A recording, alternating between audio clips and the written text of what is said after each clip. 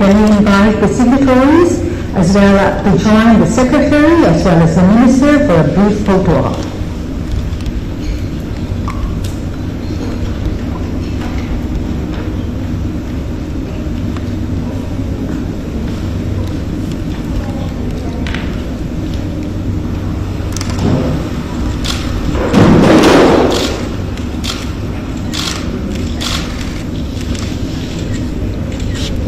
Thank you very much. That concludes the signing ceremony. We will now proceed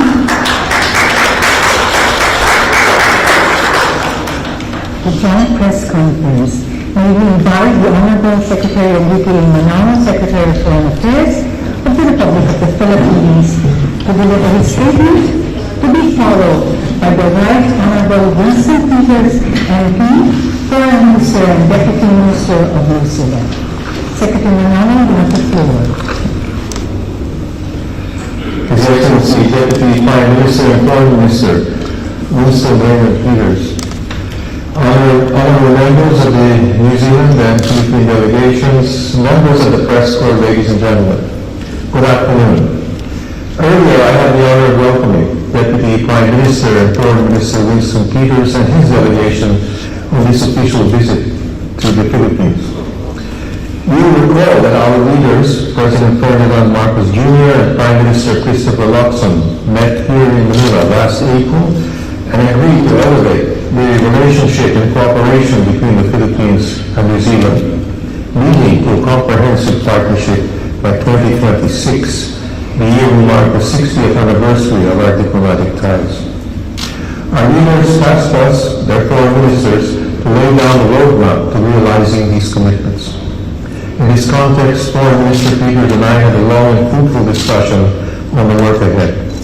We agreed to strengthen our existing mechanisms for cooperation on political, security, and defense and labor, and to open new avenues for partnerships in trade and investment that leverage our respective strengths while promoting our national priorities, particularly on renewable energy and combating climate change. We welcome the signing of the Mutual Logistics Support Arrangement, or MLSA, a pivotal document that will greatly enhance future military engagements between our nations. Affirming that the robustness of our bilateral relations is underpinned by our strong people-to-people links, we agreed to undertake more frequent exchanges of high-level visits, discuss ways to increase our connectivity through air flights and visas, and celebrate the commonalities of our culture and heritage. In this regard, I express appreciation for New Zealand's recognition of the vital contributions of the Philippine diaspora to New Zealand's continued economic prosperity and the richness of its social fabric, and convey the hope that their government will ensure the well-being of our kababayans, including safeguarding their hard-earned social security pensions.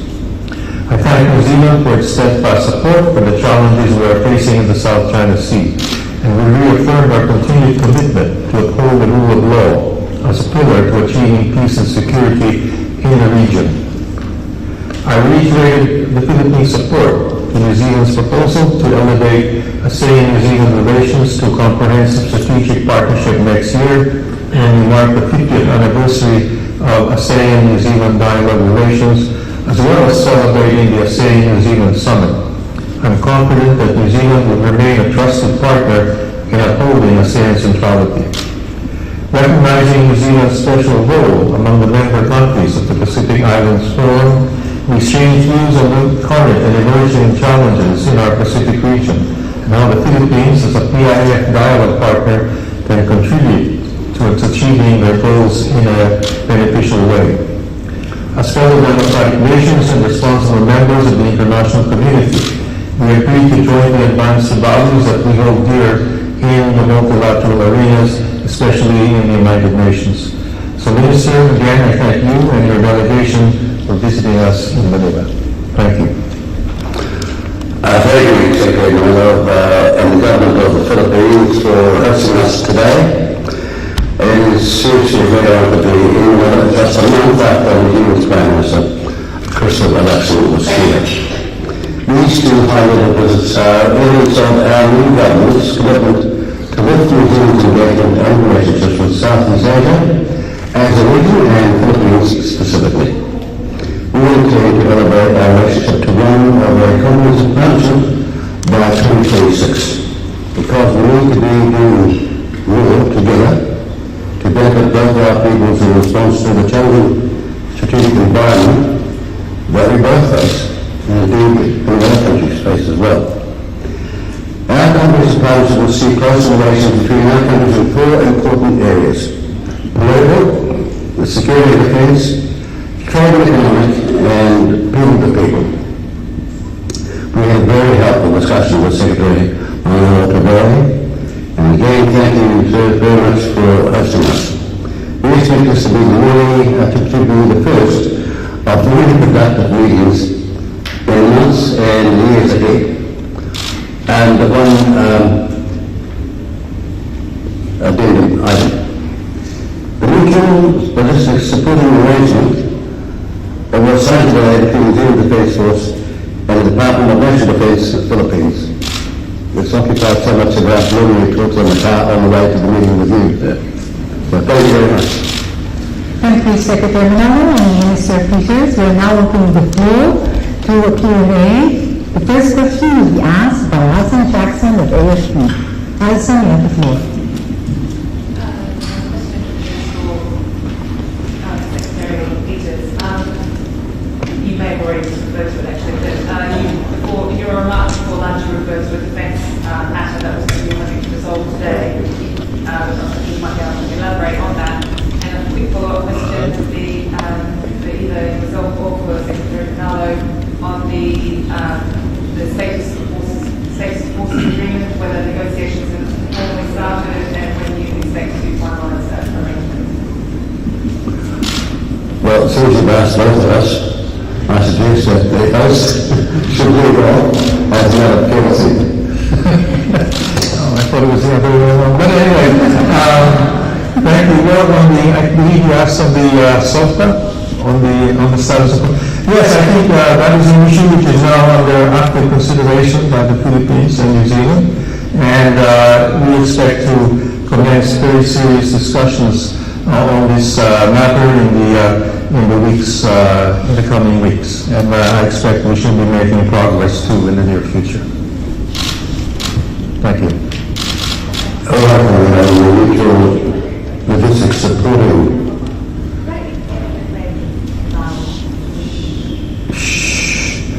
arrangement as it says, it's about the fundamental logistics of being able to do the job that we've set ourselves to do within a legal context.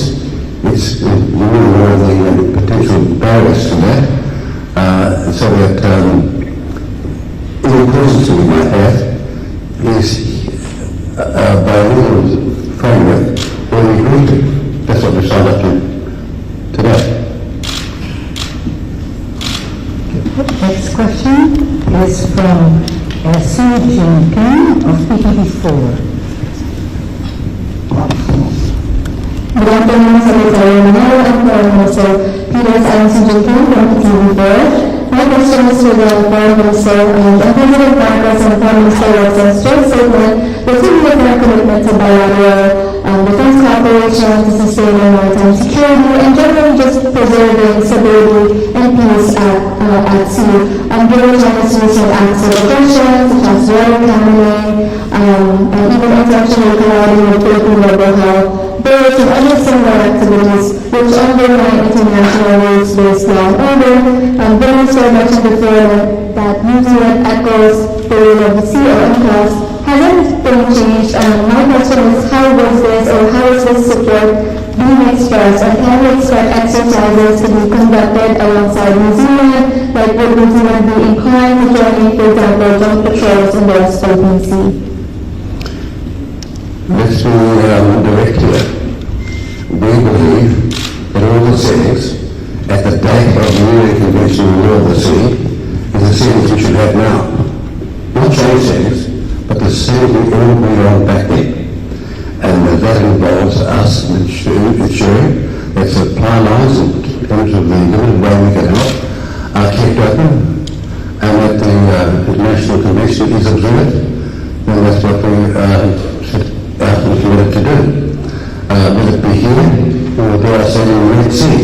We're also engaged because supply lines are critical to economies, and in fact the South China Sea in that context is probably 60%, 65% plus of our trade.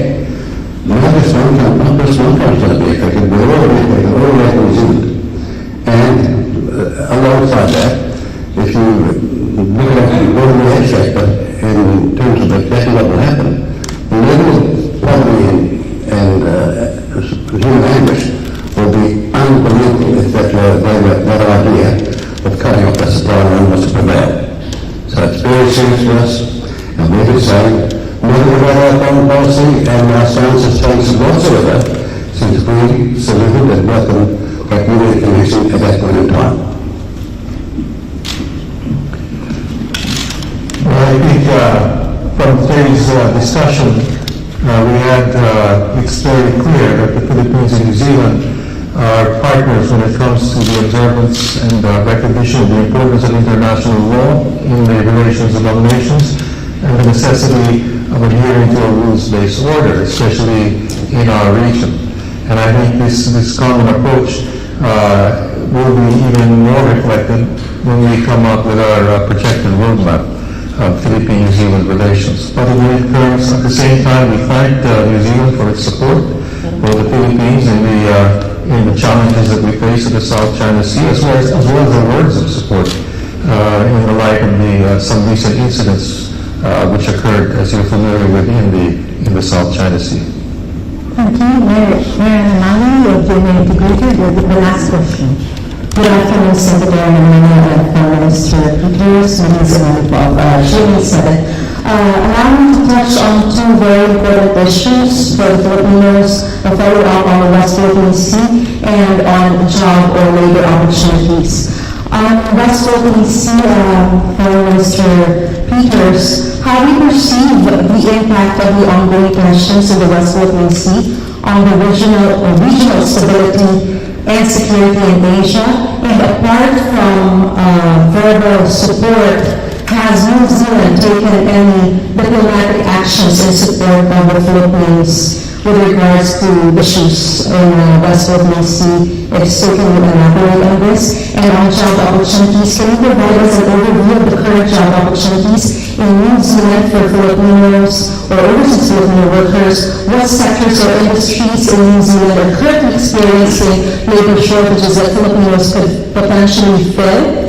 Are there any initiatives for skills development and training that can help Filipinos better qualify for these job opportunities in New Zealand? And lastly, will there be any flexible visa arrangements for Filipinos who want to move to New Zealand? Thank you. Well, that's 6 questions. All right.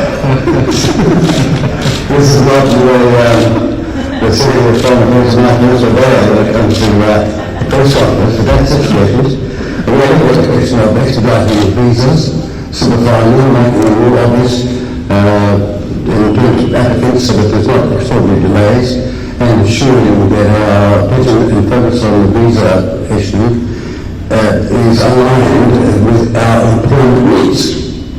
So there is the Philippine diaspora in New Zealand has been over 100,000, probably many more now than that, and they're very, very critical to our country's development, and also the busy workers during the time of COVID were absolutely critical when we were in lockdown. In that context, it was very, very important.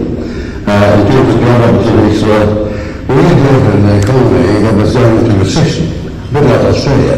Their last quarter was just 0.1%. That's a very, very difficult look, and that's what we've got as well. And here we are on this mission, offshore, working as fast as we can to make it clear that we want to expand our business opportunities and employment chances as fast as we possibly can.